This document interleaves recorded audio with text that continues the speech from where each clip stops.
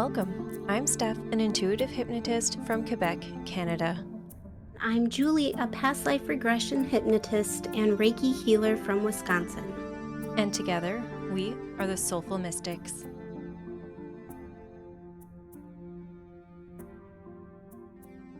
Hi, Steph here. So excited to be back after our mini break. We are full of new ideas and inspiration, and we want to hear from you. Send us an email or message on the Social Mystics socials. All links will be in the show notes. Please send us your questions, comments, suggestions for future episodes, any feedback about the content we've shared that you've been more drawn to. We have found incredible healing through our deep conversations and sharing our experiences, and we are grateful for all the connections we've made with our listeners who reached out about these episodes. We do want to spread more joy and laughter as well, so we have some fun topics coming up. If you enjoy and want more deep topics, joyful topics, self-hypnotic journeys, or something different, we want to hear all about it. Okay, in this episode, Julie's client Meg is back. We're going to chat about her past life regression session, which is episode 19, a client session, Freeing Her Heart. It's beautiful. If you haven't heard that episode yet, I suggest listening to it before this one. Thank you, Meg, for allowing us to share your beautiful session and for coming back to chat with us about your experience throughout the session, as well as the amazing messages and shifts that occurred afterwards. We love having this feedback and to hear about the shifts that occur. If you're interested in booking a past life regression session or divine guidance session with myself or Julie, our links will be in the show notes. This chat with Meg really brought up a lot of amazing shifts that can happen after just one session. I know the world is going through a lot of changes right now, and it can feel really heavy.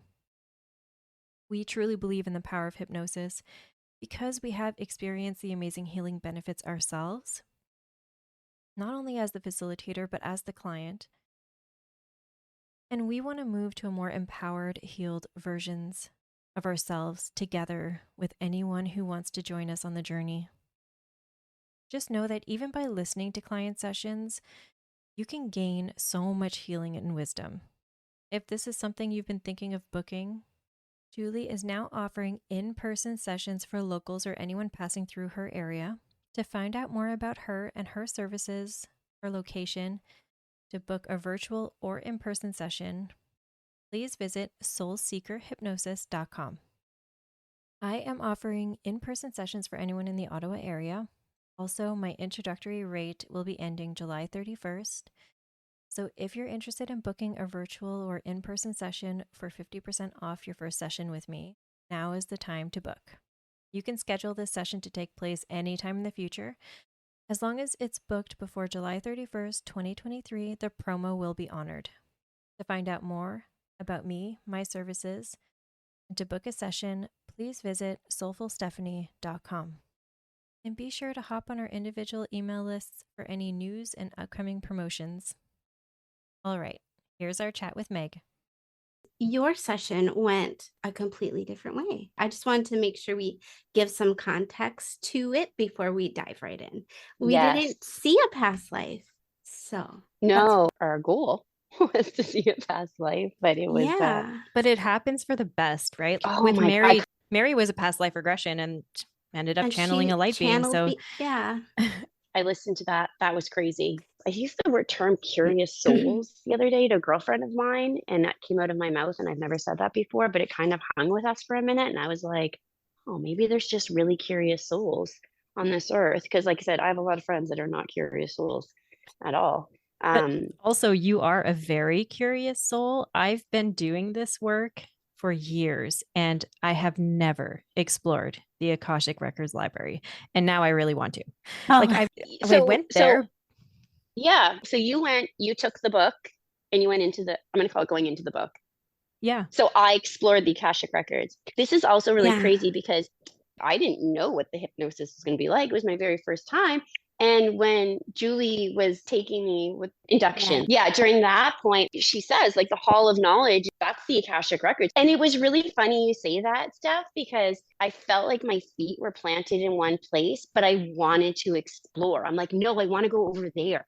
and I want to go over there, and I want to go over and by those windows over there, but I couldn't move. So interesting, because in your intention, you wanted to see a past life exploring relationships in your life and Yeah. soul contracts and things like that. Before going into a session, I like to preface it and say, release all expectation, expect the unexpected, because spirit is going to guide us through this. And you did just that. And even though you didn't get to see a past life like you wanted to, what you got out of it was so much more than that. I mean, not that it's more, but you worked on so much Different. healing. It was different, and it was exactly what you needed at that time. Oh, yeah. And it was a relationship with yourself.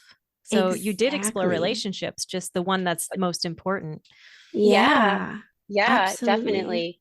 My very first session, but by the way that you reacted, Julie, and you're reacting, Steph, and the fact that we're having a podcast about it, I'm guessing it was quite an interesting experience versus what you usually end up seeing. Yes. So the average past life regression is you go through several different scenes, so like 3 to 4 scenes. And by scenes, what we mean by that is you might start off being younger in your life, and then the next scene maybe you're a little bit older. I mean, it doesn't always go like that, but generally you go through different scenes of this life, and it's always the most significant, or what is going to give you the most clarity. And then generally you go through a death scene. Not everybody experiences that, but the death scene is where you can get the most understanding from that life and why you saw that life. And so going through the death scene is really important if we can get you there. And some people don't want to do it, or it just isn't for them, and that's okay too. You still get a lot out of the experience. And so the reason I wanted to do a podcast episode about this is because it is such a perfect example of getting what you need out of the session, and why it's so important to release the expectation and just trust that spirit is going to lead the way. And you did just that.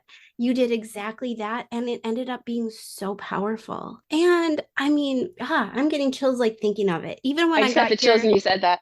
even That's so when I funny. got your email afterwards, which thank you so much for sharing that with me, because usually you work with somebody and you send them their recording in the notes, and then you don't hear back from them. No, The you fact guys are that stuck with me. I Forcing my love way it. into your And circle. I appreciate it so much. Like the fact that you took the time to email me about your experience afterwards. I mean, that brought tears to my eyes. Steph and I, we are just like, we're not doing this. You guys are doing, the client is doing this. We are just the vehicle, so to speak, that drives you to that past life. And then we drop you off and kind of ask questions. But other than that, it's the client that is doing the work. And so in your session, it was all heart related. It was heart work. And that is so powerful. And the heart stuff can be really tough to work through sometimes too. And I don't know if you want to talk about what that was like for you. Because I remember in your session, you were like, I want to smash it. But then you're like, no, I don't want to hurt it. And then I was scared to hurt my heart. Go ahead and talk about that. I mean, whatever you want to share. So we came into the records, and there was the woman and there was the books, and they looked like journals. And when I opened up the pages were empty. And then I remember looking around a lot. I remember actually, this is one of the things I kind of reflected on after, was like, I think I actually said out loud to you, Julie, you said, what are you looking for? And I think I said, I'm looking for connection. Yeah. Because, well, I am a really big connector, and I think that thinking back at it, I was in there and I expected someone to be there, or I sensed someone was there and I wanted them to come out, or I was very much looking for connection and help, but not help in like, I'm scared, help me. It was just like, I want to connect with someone here or whatever. And then you asked me to do the body scan, and that's when I felt the heart thing. And then the kind of weird thing was that I was standing in the hall, like the Akashic records, and I remember the marble tables and all the bookshelves and everything. And then just kind of like that, I was down in it kind of felt like when you think of like if someone's trapped in like a tower, you know, like big, long, tall stone towers, there's usually like one window. It felt very medieval in a way, I guess, like one window way at the top, and then there's like one stream of sunlight coming down to this dirt floor. And that's I was there, and I don't know how I got there. That's where my heart was, in the cage, and that's the location of it. So I ended up being there. But yeah, it was sitting there, and it was wrapped in a metal spiky cage thing, is the best way I can describe it. And it again felt very kind of medieval. So that made me think like, ooh, how long has this been here? And did I associate anything with it? I don't think I did. No. So the I'm reason trying to think. I ask where we're Maybe, meant yeah, to give me go one with more. it is because when you talk about the heart, it's feeling blocked, unenthusiastic, and uninspired. So there was nothing on the pages, right? That was the message. It was meant to be blank for you to get that message, but also like transmuting it to Julie, who beautifully said, which I teared up when she said it. Like Julie's just amazing. Oh, She Steph. said, she said, maybe you're meant to write your own story when you saw the blank pages. And I remember that. yeah, and I think I remember just saying the it. way that you described it, when you're feeling uninspired because society for lifetimes and lifetimes has told you you're not to be assertive, you're not to be inventive, you're not to be driven. Goosebumps. Yeah, and so you were taught that all this time, maybe from the medieval times, right? And so life after life, you were just shot down for being creative and being curious and wanting to explore things. And now you have this blank book because you've been told you have to be blank. You have to be nothing. That's basically what Yeah. you are as a woman, but not anymore. And I think Julie saying to write your own story was like that opening of you have the power right now to create a life that is going to change society. It's going to change the world, even if it's just in your little community. The way that this works, like, look, we're talking to Julie, who's in the States, you who's across Canada. We're touching different people from all over the world. And it's now that we get to change that story. And so that when Julie Yeah. said that, I felt empowered just by listening to it, listening to your session and the way that Julie brought some things up as well. It's going to inspire women Yeah. and girls all around the world. I hope, eventually. Yeah. I mean, we do have listeners from Ireland. We have one from Ireland. So, if it goes that far, just changing But that if mindset. And I think you have the I'm a ability. redhead. My mom's family's from Ireland. That's so funny. I can tell. Yeah, it's funny that so one of the things that just stood out there, well, a couple of things stood out with what you just said. I've always had this feeling, and I can't, other than a feeling, I just the only way I can really describe it, in that like when I find that thing that I'm going to sink my teeth into, I will go whole hog. I am a dog with a bone when I find what I really want to do. And I just feel like I have that like momentum that's really kind of been building, and I just need to figure out what that is. It's funny you said the assertive thing. One thing that I've noticed, this is really random, and like is that when I was writing an email or even a text, I've completely changed how I phrase sentences. So when Interesting. I would go to write how I would write before, not that it was overly passive, like I don't think anyone ever described me as extremely passive, but I was just more of like, you pick your battles, right? I'm kind of like, not everything's worth getting out of your chair for. But even I would go to write it like how I used to write it, I'd be like, no, don't say it like that. State your piece. Like, no, we're doing this and we're doing this and we're doing it, but not in a bossy way, just not more of a, yeah, I guess it's like a smidge more assertive. And it just doesn't feel natural to do it the other way anymore. And it's really funny when you said assertive, because I was like, that's one of those random little things I've noticed since the hypnosis, that it's just more like boom, Yeah. I love it's that. not, you don't like tiptoey. Yeah. Back to the heart thing. I feel like I don't know why I need to get the emotion out around it. But when I was down there, all I really, because now I'm intrigued, like, was there anything kind of like lingering around that I was associating with? It was just that, like, and if again, assertive, it was, am I allowed to swear? Yeah. Go Julie for it. Just swears. edit it. Okay. Okay. I was just like feisty. And I know that I haven't listened to the recording again since, but I assume that probably didn't come out the most that I was hypnotized. But I was like very adamant, like, that is mine and I want it back. You're giving me that fucking back now. Like I was very, very feisty about it. I was very adamant about it. I was mad and sad at the same time. That makes any sense. Yeah. I think, and I know that I know I was crying at some points because I know that I had an eye mask on and it was wet, and I could feel myself crying also. But that's really interesting because I think there was a mere moment when I was down there with the heart in the cage that I thought for a second, who did this?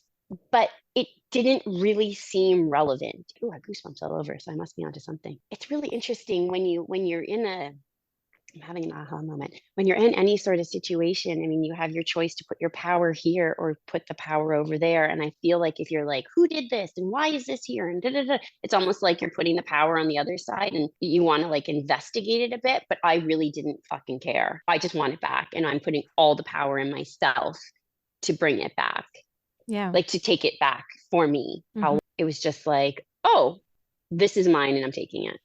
Yeah. Yeah. So it's so funny. Like, again, it was my very first time in hypnosis. So it was a really interesting experience. I felt like if the hypnosis is kind of like a horizon, I was conscious and I was there, but I knew I wasn't thinking things and I knew things were just coming out, but almost like your thought mind tries to come in. You're just like, no.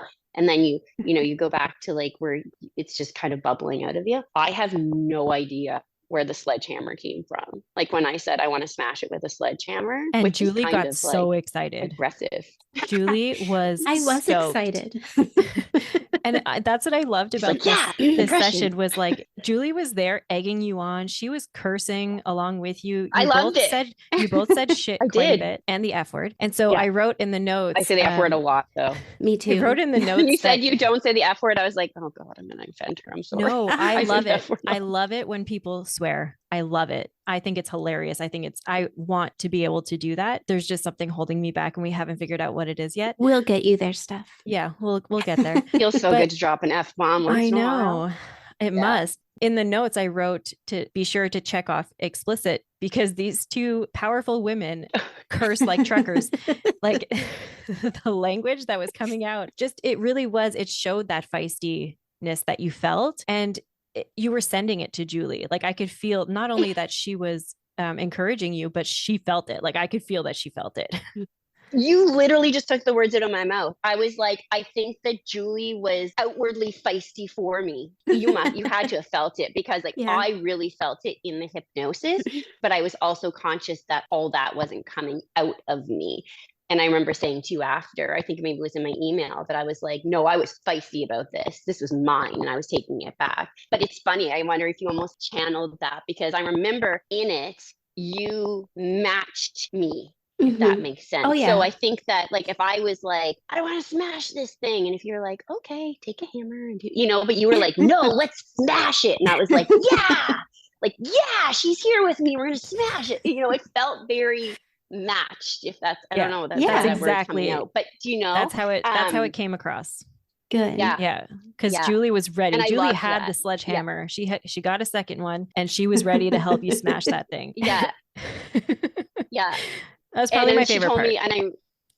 Oh, do you know what? It's the part that's resonated the absolute most with me.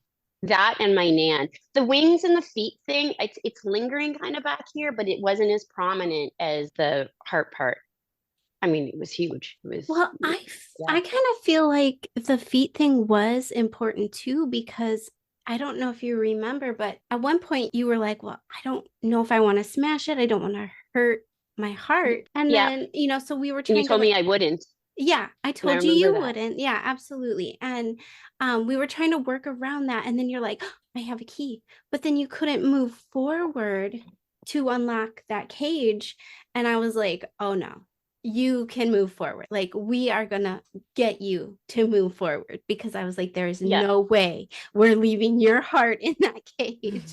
Yeah, that shit's coming home. Yeah, absolutely. It felt almost a little magical. I don't know why that word's coming to mind, but at one point when you kept saying you're so powerful, and I was like, I am so powerful. Thank you for telling me how powerful I am, And I remember like at one point I looked down and there was a key in my hand and I'm like, oh, there it is. Here we go. Like it was just like, it felt very magical is the only word. Like very, very magical. I totally believe it was magic.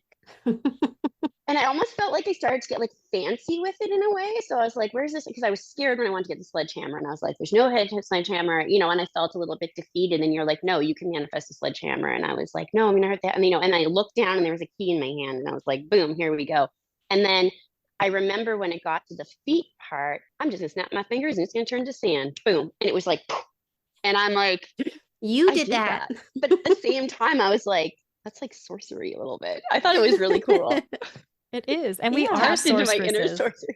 Mm-hmm. Yeah. I wonder if I have like a past life with, well, I guarantee, I think we were all have some witchery or witches in our Yes. past Oh, life. yeah. It's what makes us us. Yeah. I felt a little magical. Yeah. And then Julie said healing methods don't have to be logical. For those logical beings who try to make sense of it, what it is, it doesn't have to be logical because within our subconscious mind, there is no logic. It's all magic. It's all manifestation. It's what we want. Yeah. Yeah.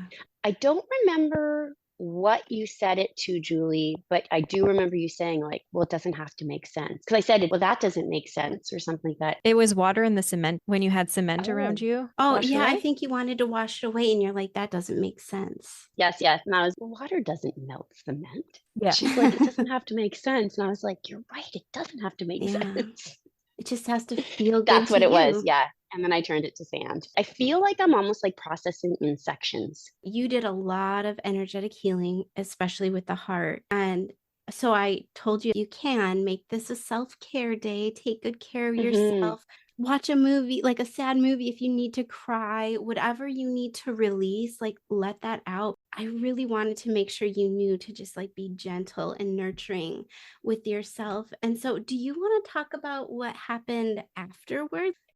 Yeah, the incredible weekend. My husband and I have a cottage on the north shore of Nova Scotia. So it's big, beautiful, open ocean. You're directly on the ocean. You can't not be relaxed there. It's incredible. In my intention was between my husband and I, sometimes I feel like we go through these phases that he speaks Chinese and I speak German, and I don't understand how like we just absolutely cannot connect. I wanted to understand that. I have to say it's been a week, like no tension, no misunderstandings. And now I'm not delusional. I don't figure it's going to be like that every single minute of every single day. But it really got me thinking around like, is it an energy thing? Things shift and I don't know. It's very weird. I can't quite wrap my mind around it. The next day is very deep into just processing. So I'm sitting there, I'm thinking about my nan, and I was journaling. I was just writing down, whatever was coming to mind. A bit of a download, maybe, of like, you've made progress there. Your inner child's back with you. You have your essence back. And I laughed. I laughed deep down to your toes, laughter about nothing. I was telling my husband about a childhood cartoon show that I watched, and we like erupted in this crazy laughter. We were laughing and laughing. And I remember consciously thinking, like, wow, like this is good laughter. Like, this is like, I don't know why we're laughing so hard about this, but I'm soaking up every second of it. I slept really, really well. So I was sitting on the deck and then writing my journal, and I'm sitting there alone. And off to the right of my deck, there's a small little beach. And I looked over and there was a bald eagle standing on the beach. And then another eagle shows up and lands with this eagle. So the two are standing like a couple.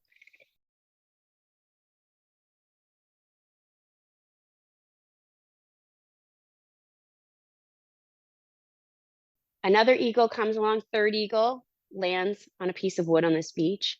A couple of minutes go by. Fourth eagle shows up, lands with that eagle. So now we have two couples of two adult bald eagles, or sorry, four, but in two couples. It's really interesting to watch them because you never see more than one usually on its own.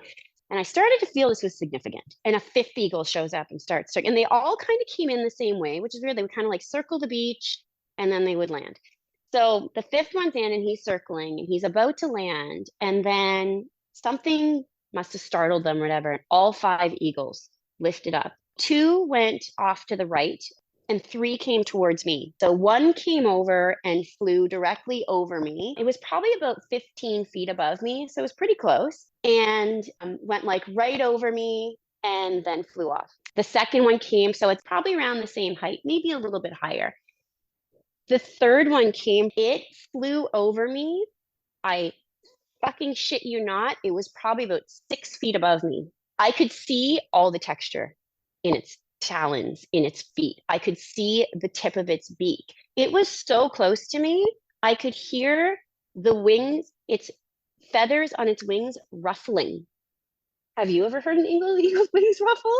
That's how close it had to be. And Never. it went so slow, so slow. I don't know how they fly that slow. And it's staring at me and I'm staring at it. And I'm just like, this is not just an eagle. This is something. And it was so overwhelming that I started crying. I can't even tell you the emotions I felt. It was gratitude and love and connection. The feeling, the overwhelming, the tears, the emotion, you can't describe it. My gut feeling all along was that those were my guides. It was incredible. It was definitely spiritual. And hearing you say this story out loud, I just chills everywhere, goosebumps Yeah. everywhere. I mean, what an amazing experience. And that's it for today's episode. Until next time, stay curious.